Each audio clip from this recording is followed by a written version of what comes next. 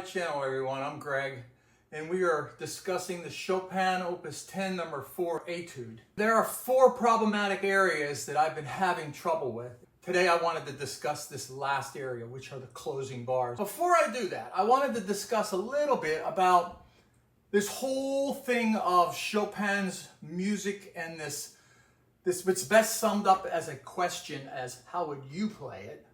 So there's this whole community of encouraging to interpret the music. How would you play it?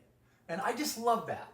So there's that on one side of the coin, and then on the other side of the same coin is this whole business, being a composer, of, quote, honoring the score and what all that means. And without getting into a whole big thing on it, I just wanted to focus on one small little section with just this one etude. And that would be measures 48 and 49, which is the section that ends the digital hedge, which was discussed in the previous video. And it's all based around a G sharp 7 chord. And it goes from measure 47 at...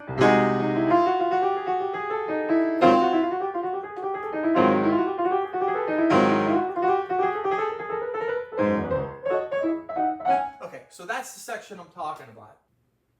So what is the issue? Well, there's really no issue. I just wanted to discuss the left-hand chords in measure 48 and 49.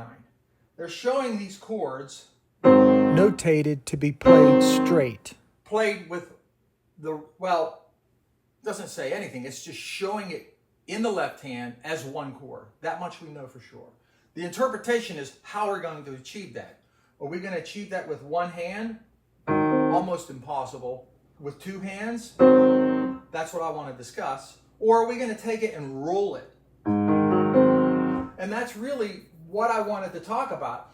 Obviously, Chopin knows how to roll chords. He knows how to write. And I'm assuming, this is assuming that the original manuscript does show it as a chord in the left-hand staff, in that bass staff. So I've seen a lot of videos, and well, most of the videos that I've seen are showing it rolled.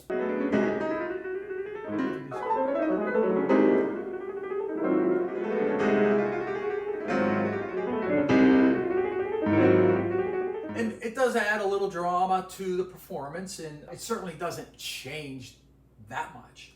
But in any way, shape, or form, we're not changing or altering notes, but we are altering the way they're executed. By taking the thumb and letting it play that top B sharp.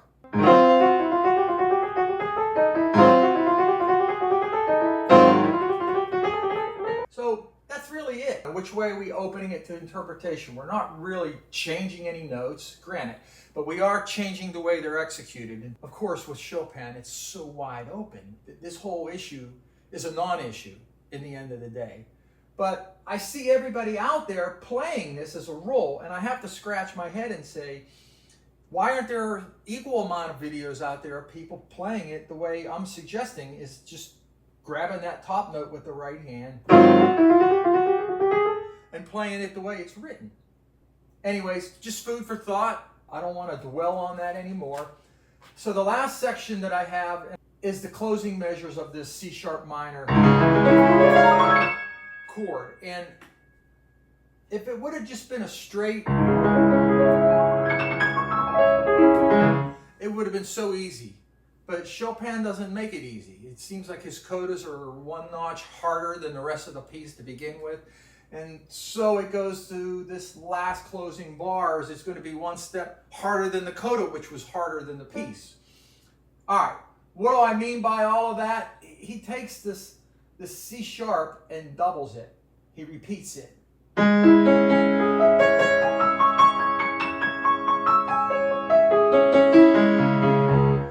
it just makes it a glorious run. Instead of it just, which is easy to do, he makes it harder.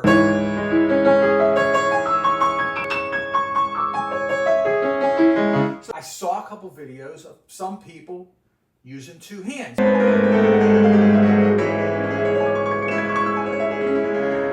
Why I dwelt on that first section of the interpretation is because now I'm showing a lot of people out there where they're showing this section played with two hands. It's a little more awkward, but it gives you a little bit more consistency with nailing the passage.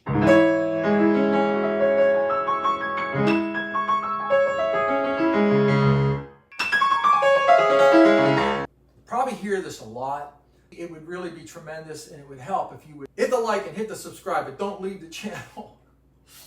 But anyways, I'm going to go back to practicing. Thanks again. I'll see you on the next one. And how would you play it?